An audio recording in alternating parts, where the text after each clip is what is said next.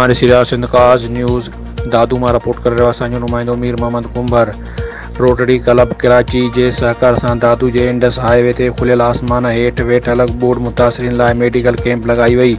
Medical camp में doctor Abdul अज़ीज़ लिगारी, doctor Sajid लिगारी ऐं ॿियनि 350 खां वधीक बोर्ड मुतासिरीन जो मुफ़्त चकास बाद मुफ़्त दवाऊं फ़राहम कयूं।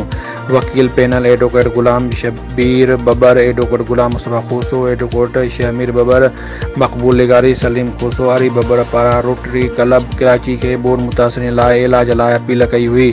एडवोकेट गुलाम शबीर बबर जो चवणु हो त रोटरी क्लब कराची हथोड़ा हितां आहियूं जंहिं में हरिकेन शाहजोई में बोर्ड मुतासिरीन लाइ मेडिकल कैंप लॻाए मुफ़्त दवाऊं फ़राहम कयूं।